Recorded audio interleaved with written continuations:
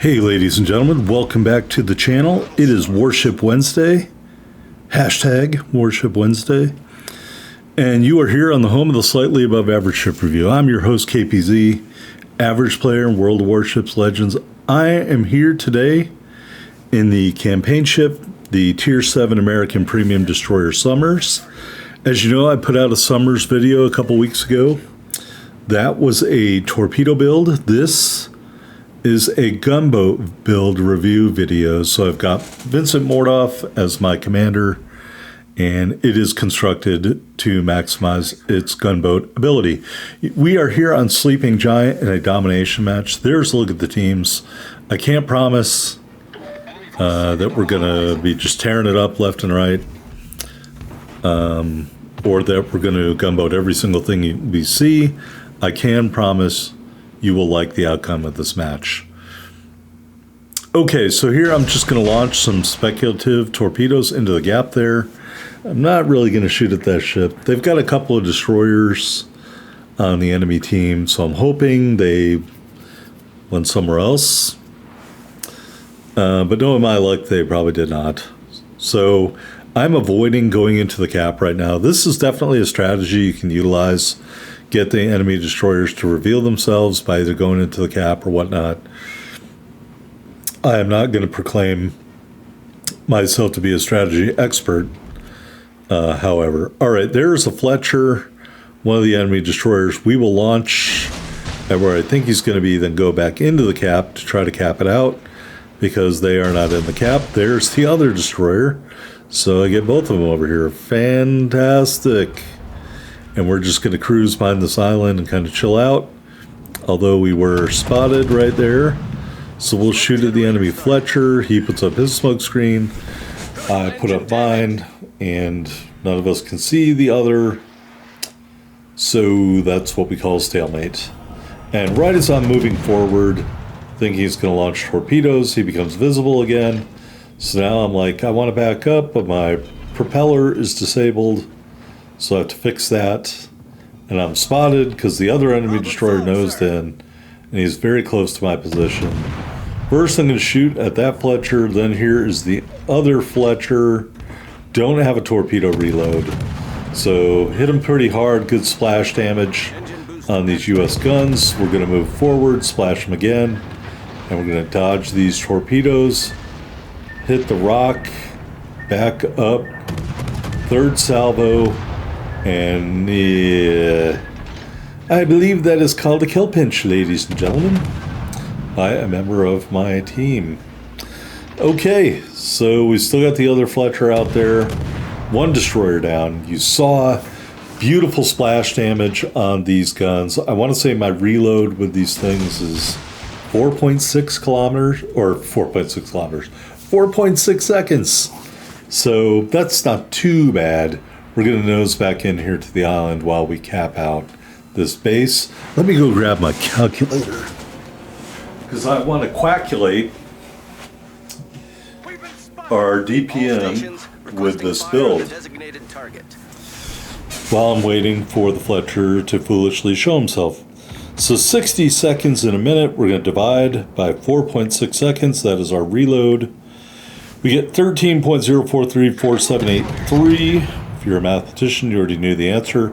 Here we are engaging the Fletcher from long range, so while I'm calculating, you can see the effectiveness of these U.S. guns. We're going to multiply by 8, and then we're going to multiply again by 1,800 HE shell damage. So your DPM is 187,826 if you have a 16-2 Mordoff, like I do. Or if you have, yeah, I mean, that's the only way it would be that way, because Mordoff's base trait reduces the reload.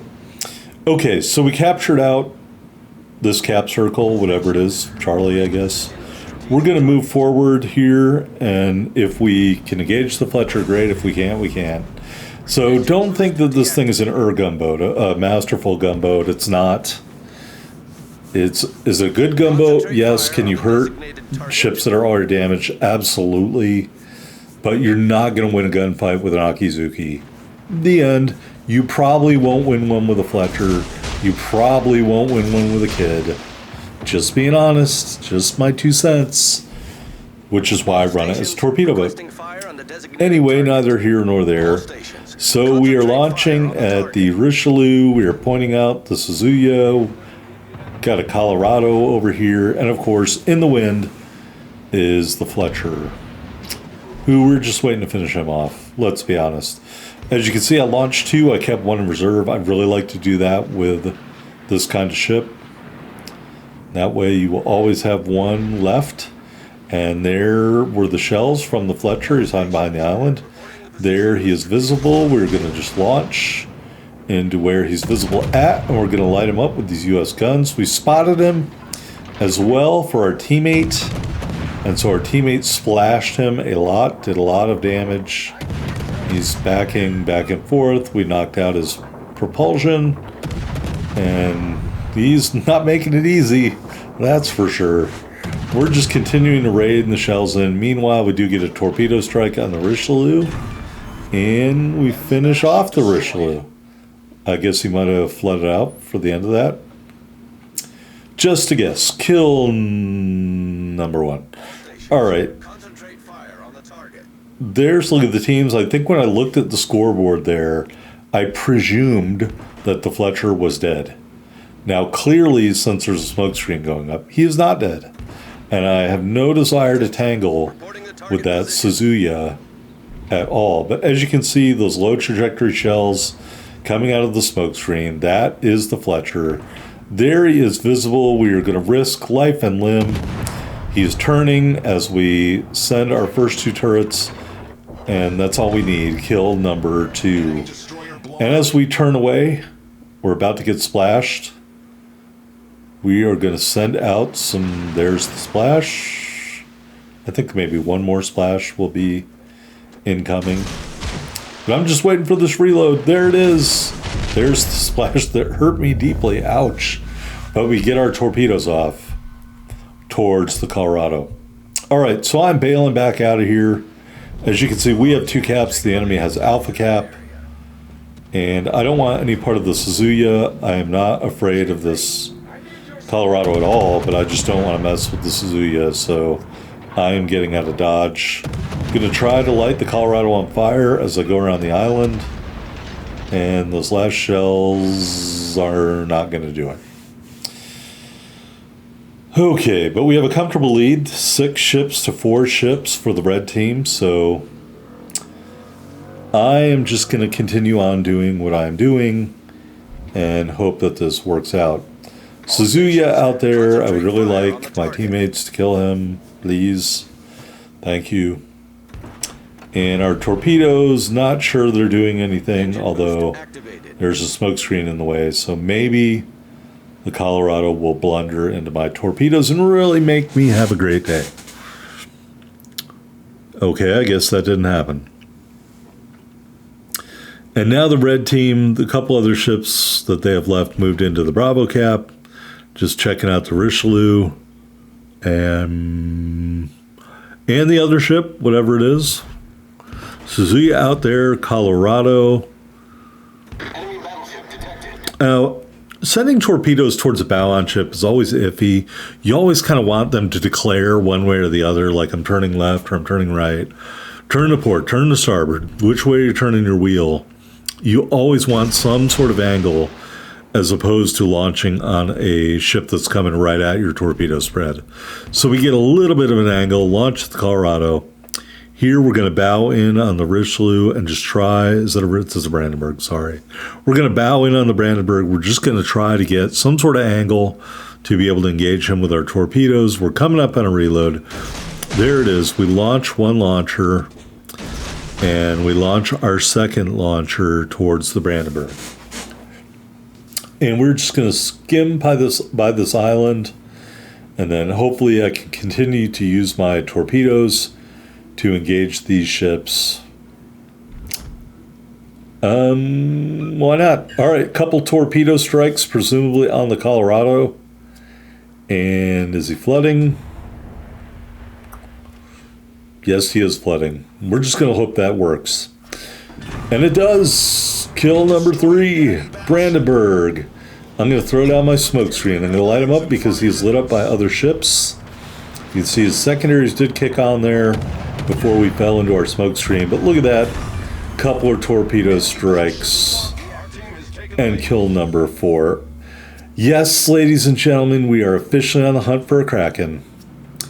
In the summers, in our gunboat build. Although, to be quite honest, we haven't done a lot of gunboating. We did have a one kill pinched from us earlier. We already would have had a Kraken if that didn't happen. But as the game goes on, as you take out the enemy destroyers, you're going to be left relying on your torpedoes, which is why for this ship I recommend the torpedo captain. Just one guy's opinion here. All right? I showed you an awesome game using Albert Gleaves, over 160,000 damage. And I'm going to show you a really good game here with Mordov, but at the end of the day, you're going to end up doing most of your damage with torpedoes anyway. And you're not really going to lose anything. You're going to lose a second and a half of reload. And I really don't think that's a big deal in the big scheme of things, because you have 12 torpedoes that hit the hardest of any torpedoes in the U.S. line. If I'm remembering correctly, anyway. Not sure about the gearing, but I believe, as of right now, as I'm saying it, that these torpedoes hit harder than the Gearing's torpedoes. Okay, so the Richelieu did damage us a little bit with the secondaries. I'm just going full in here.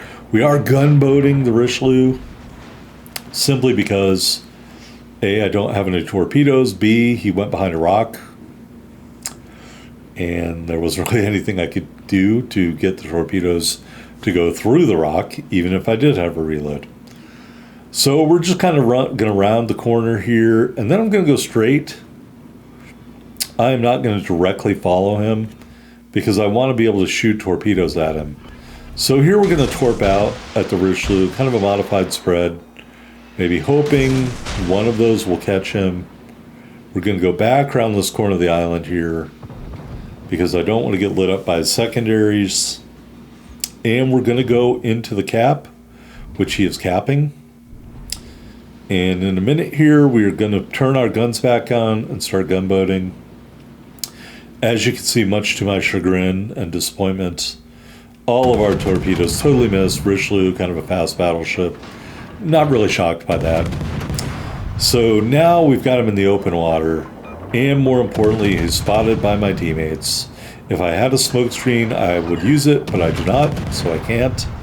But we are just going to keep all 4 turrets pointed towards the Richelieu.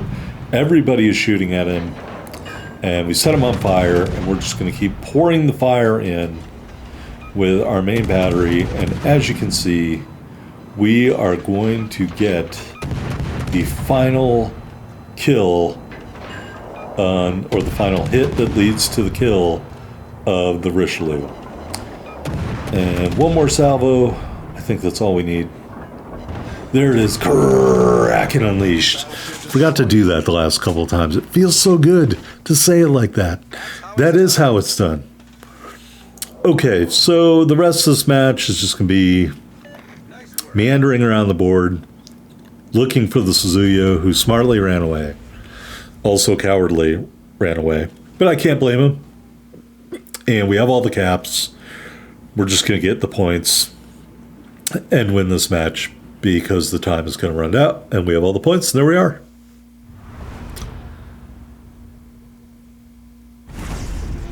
And a couple of milestones for the Summers campaign. There we are. Only metal, Kraken Unleashed. Don't really need any more than that. 94,446 total damage. Is that 5 torpedo strikes, 5 kills, and 1 solo base cap?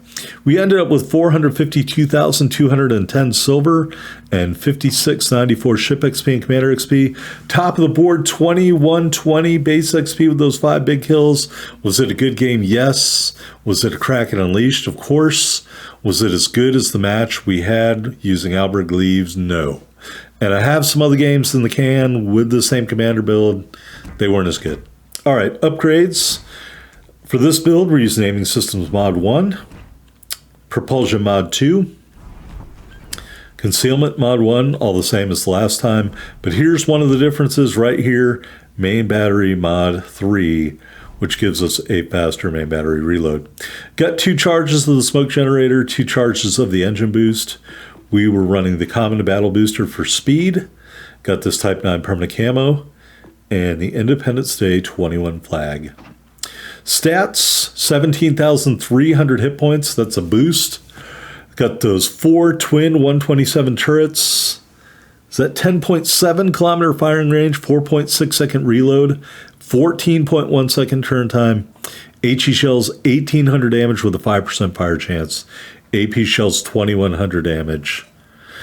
Taking a look at the torpedo launchers, 3 quad launchers, reload every 130 seconds. Max damage 17,900. 12 kilometer range at 66 knots. Detectability 1,400 meters. AA defense, pretty garbage. AA, your main battery is not dual purpose. Don't really want to get into a match with carriers if you can help it. Just one guy's opinion. Maneuverability 39.8 knots, 620 meter turning circle. That sucks. And a 4.3 rudder shift time. Concealment 5.4 on the surface, 3.1 from the air, 2.6 when firing in smoke. That is the Summers. Take a look at our commander build for Vincent Mordoff. You know, it is what you expect. Perceptive, really like that. Wouldn't recommend the use of twist and track. And of course, his unique skill, Sheltered Arms, really great skill. And I highly recommend that if you have Vincent Mordoff. And I highly recommend Vincent Mordoff if you're comfortable with paying to win. Anyway, that's a Kraken game in the Summers Gunboat build. Hope you enjoyed it. If you did, hit that like button. I'll see you on the next video.